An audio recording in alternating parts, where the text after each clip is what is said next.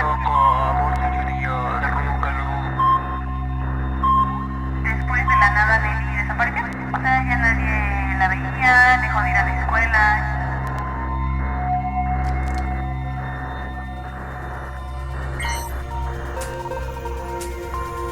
Historias. Personajes, fechas memorables.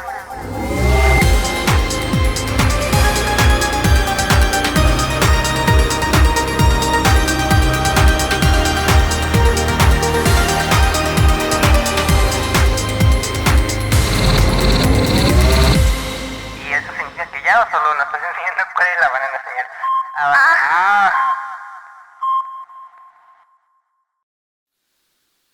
En la mañana dije, bueno, pero me mandó un mensaje a Abby. ¿Estamos bien encuadradas?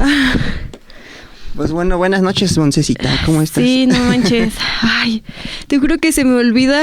Hoy salí temprano de mi casa y dije, ay, me da tiempo de ir a retirar, y fui a hacer mis cosas con calma. Ya cuando vi, las 10 pasaban así, Abby. ¿Las Así. 10? La ruta 10. Ah, ya. Porque ves que tomo dos. Tomo la que pasa en la 31 y me deja, creo que es en la 9. Ya me dio calor. Y ya de ahí ya se viene todo Angelópolis. No cabía un alma en ese camión, Aviram. Y se me olvida que siempre es la hora, porque ves que salen los niños de la escuela. Van los de medicina y pues no sé, las demás señoras que van ahí. Entonces me tocó ir así con todos los estudiantes. Uy, sí, como tú no eres estudiante. Pero ya no llevo mochilota de 3 kilos. Los de niños de sí. primaria... Se manchan. Sí... Pobrecito, había una criaturita que llevaba, te juro que estaba su mochila más grande que él. Iba así, su mamá lo jalaba así, pobrecito. ¿Tú cargabas así tu mochila? Yo lo que hacía era Bueno, no. Es que luego sí... No, olvídalo, no tenía tantas cosas. No recuerdo. Igual y sí cargaba muchas cosas, pero es que yo recuerdo no llevaba tanto. Yo sí cargaba un montón. Y luego cuando me tocaba llevar el Atlas... Ay, se veía así me parecía pipila. Ese sí lo doblaba yo a la mitad, así. Ay, Y lo metía. sí, muy descarado. A mí se me olvidaba porque decía, ay, no quiero que se haga feo. Y se me olvidaba. Se quedó allá afuera mi mochila. No, ya sí lo doblaba a la mitad y lo ponía como abrazando a los demás. Ay. Sí, hay que ser prácticos. Me siento ahorita como el gato, el que está con el micrófono así, que está llorando. Un amarillo. No me acuerdo. Y bueno, no importa, vamos a empezar.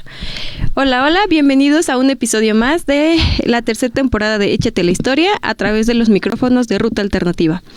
Es un gusto estar de nuevo con ustedes una semana más, claro, después del puentezote del Día de Muertos que hubo.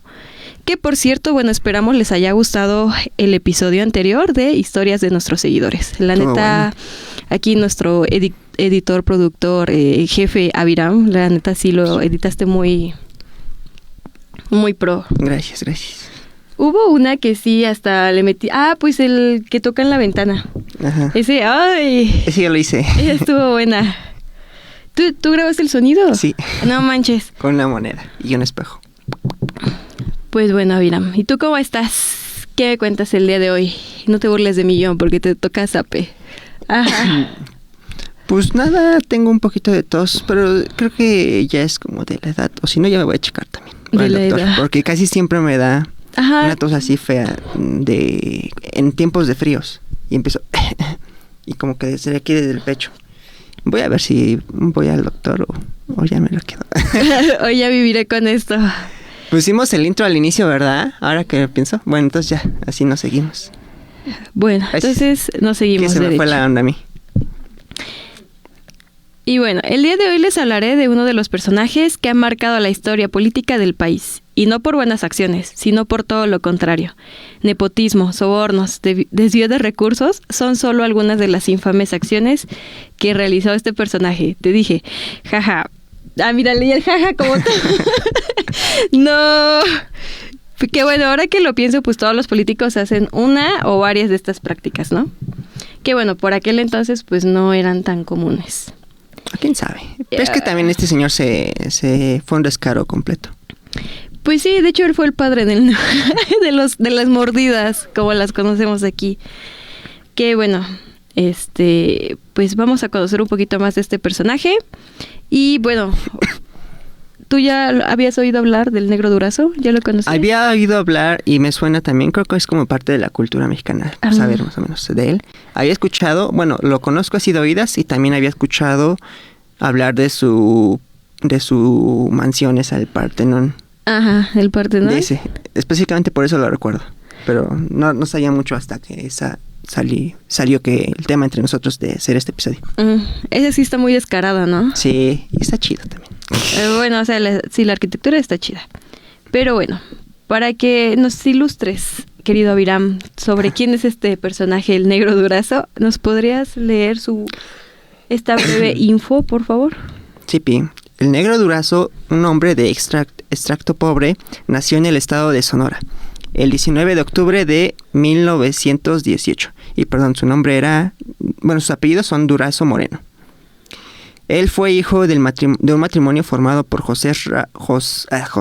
Jesús Raúl Durazo Ruiz y Josefa Moreno Galindo, y emigró a la ciudad capital de nuestra nación en busca de oportunidades económicas.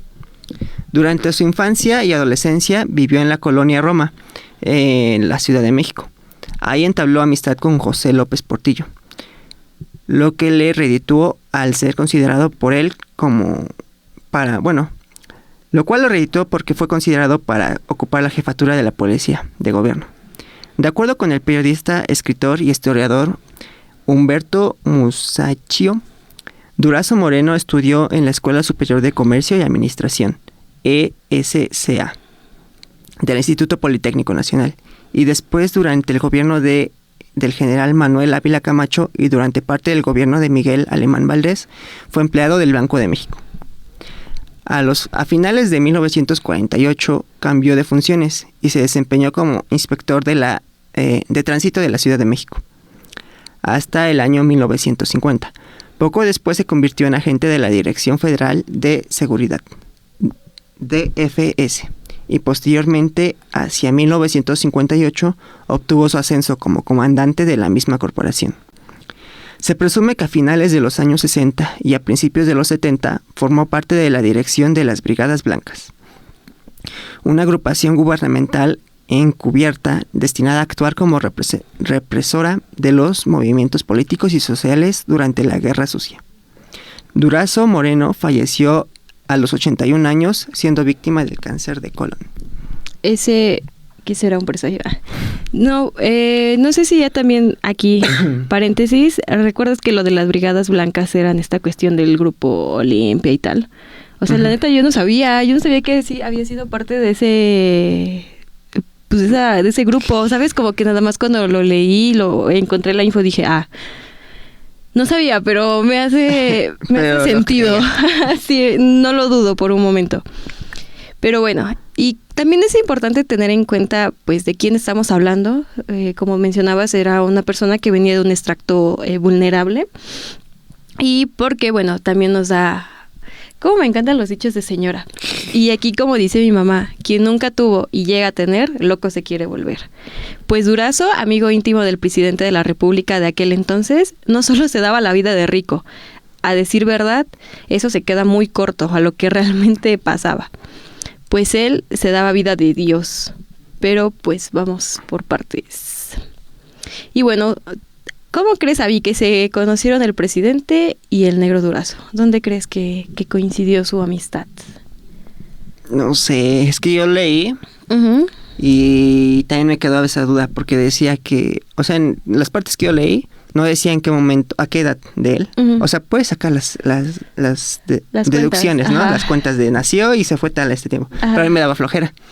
Pero yo me los imagino si llegó, en el caso de que haya llegado así como de chiquito. Ajá, sí. Como que se conocieron ahí, jugando en la calle y se hicieron amigos íntimos y se caían bien. Sí. Es lo que yo me imaginaba. Pues de hecho así pasó. Áreles. No sé si ustedes han escuchado esa frase de uno no va a la escuela solo a estudiar.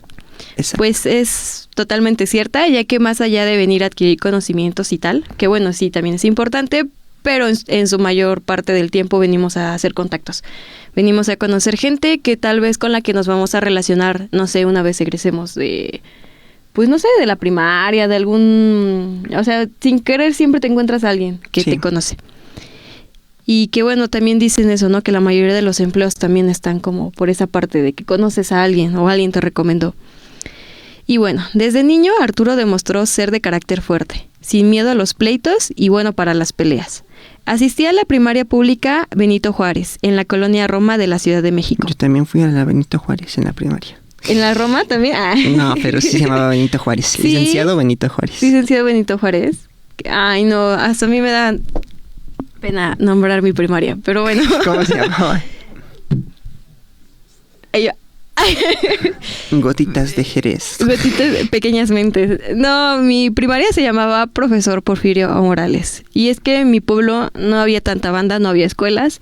Entonces ese profe puso su propia escuela para enseñar a los personas vulnerables. Y ya se le quedó el nombre de la escuela. Y ya ahorita ya es una escuela, pues yo creo que más 2, 3. Ya está mejor que cuando yo iba a la primaria. Ya no parece una cárcel. Ya no. Una perrera. Sí, te lo juro que sí parecía cárcel. Con decirte que en la parte el zaguán era negro y tenía una rejita de esas que le jalan y se asoman. No más. Y ahí les pasaba luego las tortas a los niños, te lo juro. Neta sí era cárcel. En una charola, ¿no? Por debajo. Sí, casi de que íbamos a pagar el derecho de estar ahí en la prisión. Pero bueno, cuando el joven Durazo conoció a... Ay, ya se me perdí. López Portillo, ¿no? Sí, ahí lo conoció. Entonces, pues a José López Portillo le convenía ser amigo del negro, porque bueno, en ese entonces lo apodaron ya así por su tono de piel. ¿Y por su apellido? No, porque es... Ay, ya me lo ibas a aplicar. Andas siendo el tirante, ¿verdad? Pero bueno, entonces se hicieron ahí amiguis y pues nadie se metía con quien fuera amigo del negro porque pues ya sabían, ¿no? Que le tocaba un golpecito. Bueno, o sea, el negro defendía a sí, López. a López Portillo. Ah, yo creí que era al revés. No, haz de cuenta que pues el negro Durazo era quien tenía como que el temperamento un poquito más fuerte y pues él era quien defendía a sus cuates. O sea, si decías que eras amigo del negro, ya, o sea, por ley ya te tocaba respeto. Y el López Portillo, junto a mi carnal. Sí. No es de sangre, pero demostró lealtad. Sí, te lo juro que sí, así fue. De hecho, hay varias, hay una película específicamente que ocupa este tipo de escena, pero ya se me olvidó, lo iba yo a googlear, pero la verdad ya no lo busqué. Iba a piratear la película y se las iba a poner aquí. Se las iba a transmitir aquí para que la vieran, para que vieran la escena. Pero bueno, los niños crecen y... aquí está. Pero bueno, los niños crecen y los amigos de la primaria recorren caminos muy diferentes. Mientras José López Portillo hacía el periplo vital para la presidencia, estaba haciendo su propaganda, Arturo Durazo llegó al Instituto Politécnico y, como mencionaste al inicio, pues ahí estudió comercio y administración. Y bueno, ya al convertirse en un adulto joven, fue empleado del Banco de México, pero pues ya todo dio un giro, que bueno, fue cuando ya lo ocupó el puesto por el dedo del nepotismo de inspector de tránsito, que fue en 1948. Y bueno, al lograr el ascenso al poder, José López Portillo lo nombró jefe de la desaparecida Dirección General de Policía y Tránsito, no voy a leer las siglas porque están muy raras, de la Ciudad de México, cargo el cual se mantuvo durante el sexenio López Portillista, que fue de 1976 a 1982. Y bueno, según las investigaciones efectuadas años después de los archivos que tienen, se encontraron varios testimonios de oficiales y de la policía, donde, bueno, se prevaleció y se implementó esta práctica de la mordida o de pedir mochada. Ponérsela del Puebla. Ay, Caro también la dijo. Yo no conocía esa expresión. Hasta que viniste a Puebla. Sí, que me dijeron, ponte la del Puebla. Y yo creo ¿cómo? Que la vi en la tele o algo así. ¿En la tele? En la hora no, pico. Pues en la tele yo digo. Ay, la hora pico. ¿Quién veía la hora pico? ¿Tú veías la hora pico? No, pero en los comerciales luego salía el oficial ese que decía, póngasela del Puebla. Póngasela del Puebla. Ni idea. Yo tampoco. Pero yo nunca la escuché en vivo. Ajá. En persona nunca la he escuchado. No, a mí sí me la han dicho. Ponte la del Puebla, pero me la dicen cuando quieren que les convide algo de que estoy comiendo o así. O ponte la de la franja y yo, ¿cuál? Y yo, ¿el qué? Y bueno, en 1976 también pues prevaleció la creación de División de Investigaciones para la Prevención de la Delincuencia. Institución cuya siniestra fama de albergar agentes policíacos corruptos y despiadados pues fue célebre entre la población. Dicha corporación fue dirigida por su amigo Francisco Zaguán Baca y era común que los policías adscritos a esta división pues amedrentaran a los delincuentes atrapados para... mira, es que sí, en esta cuestión. Agarraban un ratero, lo detenían un rato y lo volvían a soltar porque ellos... Luego los rateros también le daban dinero o luego ponían a los delincuentes a trabajar para ellos. O sea, y les quitaban el dinero que robaban o así. O sea, ¿sabes? Ahí había no sé, ahí había un sistema de... Sí, es que de emprendimiento. Es básico crear oferta y demanda, sí. Y bueno, dentro de esta premisa, los mismos policías capitalinos, ante dicha impunidad, tuvieron libertad de realizar asaltos a bancos y a diferentes comercios, así como también a la extorsión y la privación ilegal de la libertad de muchos ciudadanos que transitaban como cualquier otro en las calles de la ciudad, para sembrarles delitos, varios como tráfico, homicidio, lenocidio, robo, violación y otros para inculparlos por estos delitos que obviamente pues no habían cometido y solapar a criminales de su propia corporación policíaca. La impunidad fue pues uno de los rasgos notables que se desempeñó durante su periodo como jefe policíaco.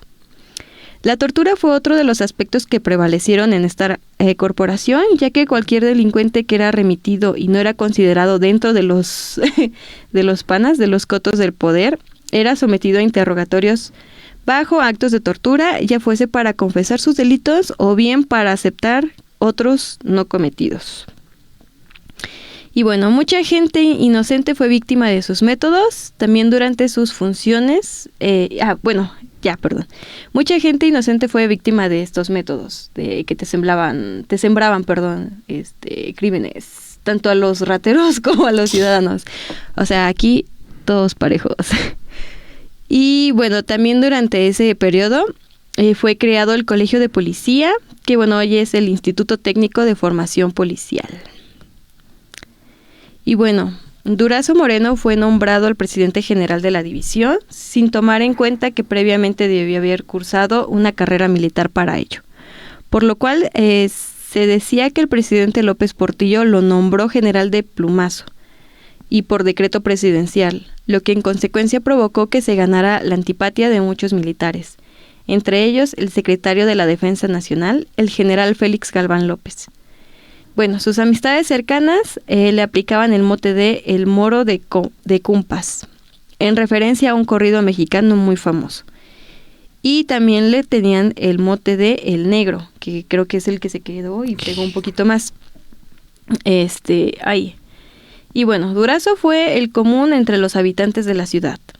El evidente abuso de poder se puso en manifiesto al implementarse operativos arbitratorios, de los cuales las más de las veces eran efectuadas para favorecer a algún familiar o conocido cercano. El enriquecimiento ilícito e injustificable adquirió alturas insospechadas, pero evidentes. Por mucho tiempo se le vinculó con las bandas de narcotráfico, sobre todo con cárteles que tenían poder y hegemonía en aquel momento. Como Rafael Caro Quintero. Y a fecha de hoy, pues esto todavía no está confirmado, pero no creo que haya dudas de que todo esto haya sido real. Pues era como una tirada de monedas, ¿no? De, bueno, pues ¿qué va a salir? Voy a salir hoy. ¿Qué me voy a encontrar? ¿O qué prefiero encontrarme hoy? ¿A la policía o a un delincuente? Sí, no, tú era casi como salir rezándole a Dios porque no te encontraras ni a la policía ni a algún delincuente. Rezándole a Dios para que te encuentres un delincuente. Porque él todavía tendría piedad más que la policía. Pero sí, no manches, estaba muy macizo. Ya hay un sistema de corrupción muy cabrón que Pues literal, aunque sí era evidente, pues sabes, todos hacían de la vista gorda porque pues al final él era como el, no sé cómo decirlo, el amigo del presidente, no El sé, achichintle. ajá, su super pana y protector. Entonces, aunque tú te quejaras, aunque tú fueras a decir algo, obviamente, pues yo creo que más te iba a pasar a ti por ir a hablarlo que él por estar haciendo todas estas cosas ilícitas. Pero bueno, pues en aquel entonces quedamos que los policías solo buscaban pretextos para obtener dinero. Entonces, te inventaban delitos o ya ellos mismos robaban.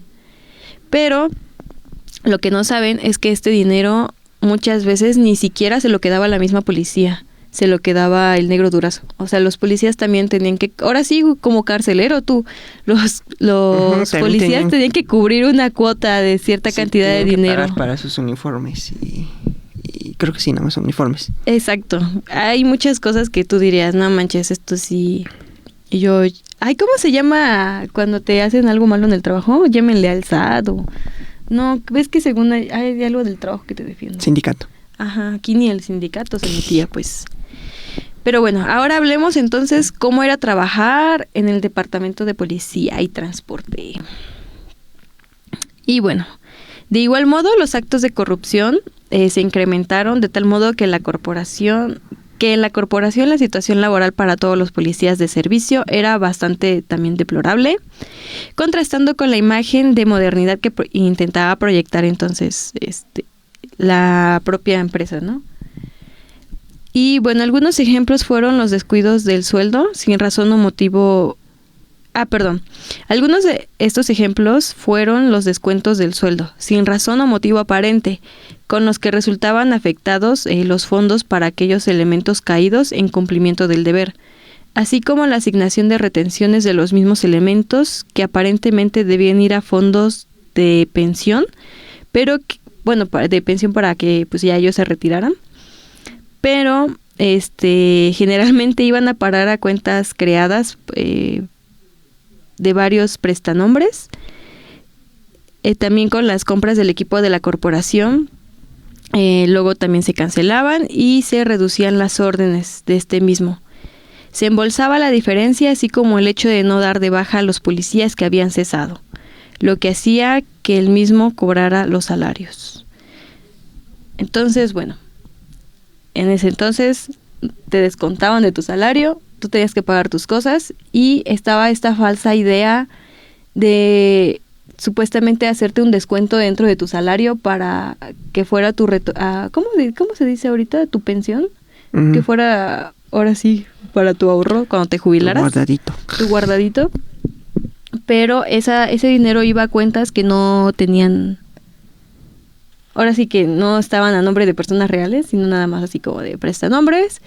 Ese dinero se perdió y luego se hacían compras de uniformes, pero luego la diferencia no se les devolvía porque supuestamente iba a parar también a ese fondo y al final pues ni una ni otra. Todo ese dinero desapareció. Pero bueno, los elementos también tenían que cumplir con una especie de cuota quincenal que les exigía regularmente Durazo Moreno, y para poder obtener ese monto los agentes abusaban de su autoridad y extorsionaban a la ciudadanía. También se autorizaban solo 20 litros de gasolina diarios a cada elemento con pues el vehículo asignado, y el resto del tanque y las reparaciones correspondientes se financiaban con el dinero proveniente de la extorsión. También por decreto, los 7 depósitos de tránsito debían estar llenos a máxima capacidad. Y la brigada de grúas debía llevar 1.200 vehículos diarios a estos mismos. Así se infraccionaba o se mordía si dan parte del reporte a la tesorería del Distrito Federal.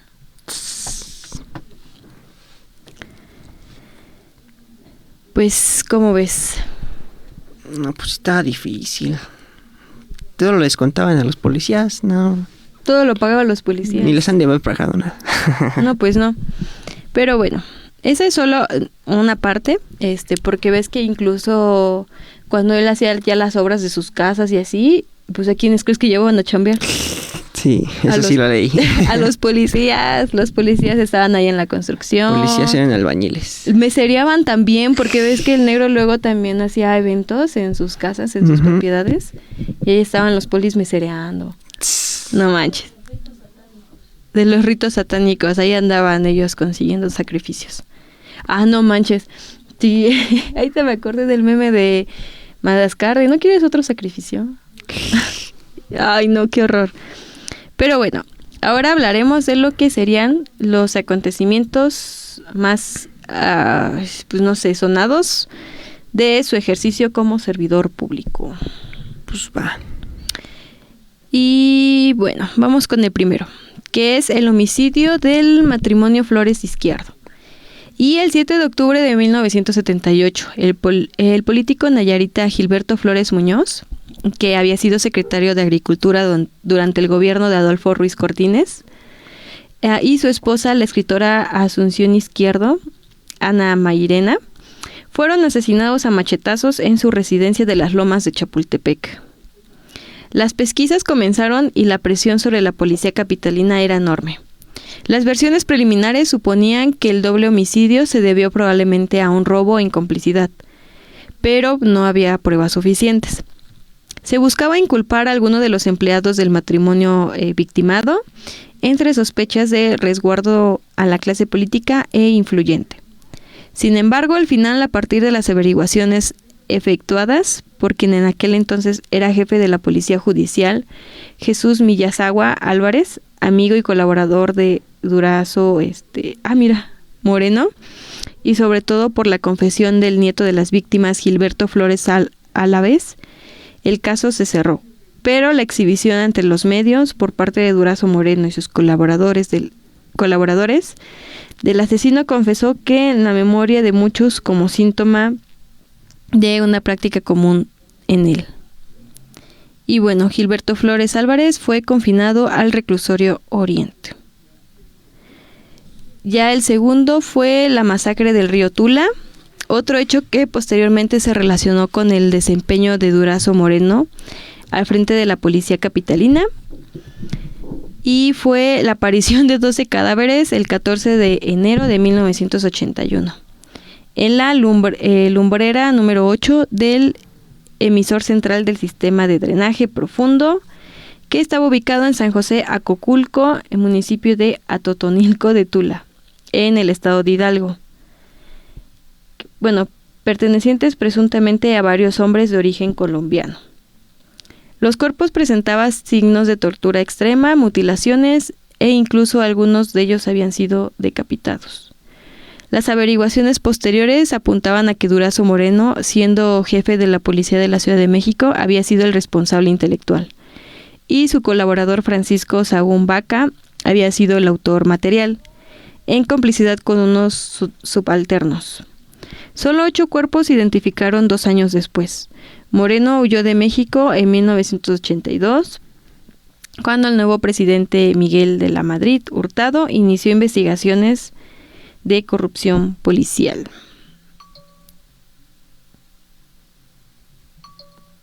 Ay, según yo sí había apagado mi teléfono. Bueno, entonces solamente hubo esos 2 casos, el de la aparición de los cadáveres de los colombianos, que los habían mandado a matar ellos, y de ahí pues el primero, que era también el asesinato de ese matrimonio. Pero bueno, ¿recuerdan que al inicio también les comenté que Durazo se daba vida de rico?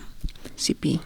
Pues resulta que pues durante ese periodo, con todo ese dinero que se robaba de la policía, él, bueno, se hizo con varias propiedades y terrenillos por ahí. Y pues bueno, hay una que... Bueno, entonces Durazo Moreno mandó a construir 2 mansiones ubicadas en el Ajusco, al sur de la Ciudad de México, con marcadas influencias suizas.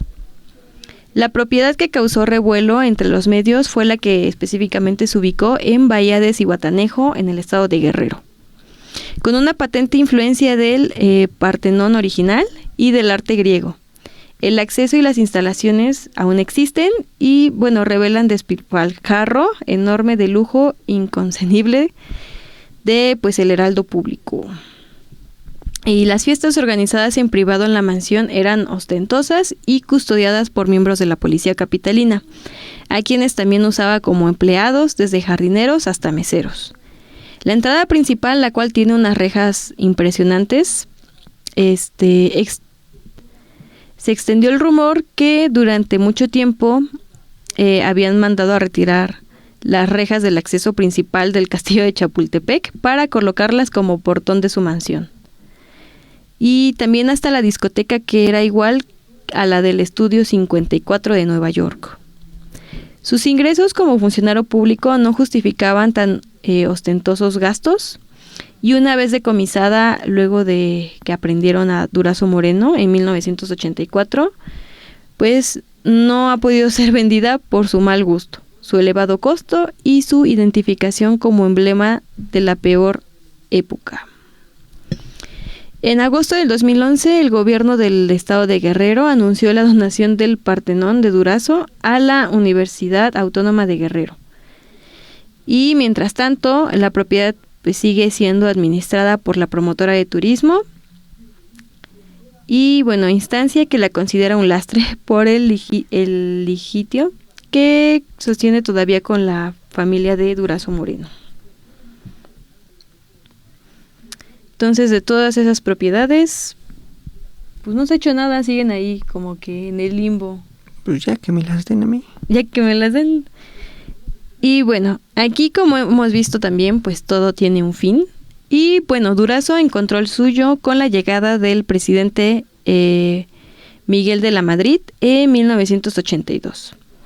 Que bueno, para este entonces, ves que cuando él entró estaba esta idea de la renovación de la moral, que supuestamente venía a sustituir la idea de López Portillo. Uh-huh. Como de no, ya vamos a hacer las cosas diferentes, ahora sí va la buena, y pues ya ves. Y bueno, entonces el notable gasto de la administración anterior había postrado al país bajo una intolerable crisis económica. Y uno de los lemas de campaña, pues precisamente tenía esta premisa, que bueno, también marcó un distanciamiento entre Miguel de la Madrid y el gobierno anterior. Poco a poco se revelaron las prácticas de los funcionarios de la administración concluida, los lujos, el nepotismo, los beneficios económicos, de los que, según se evidenció, disfrutaban López Portillo y sus colaboradores. Y bueno, esto obviamente pues hizo enojar a la población, ¿no? Sin embargo, la figura presidencial intocable y los protocolos de poder debilitaron cualquier posibilidad de retomar alguna acción encaminada a castigar tantos actos de corrupción. La salida consistió en encontrar chivos expiatorios y, bueno, el exdirector de Petróleos Mexicanos Pemex, Jorge Díaz Serrano, fue pues uno de estos chivos.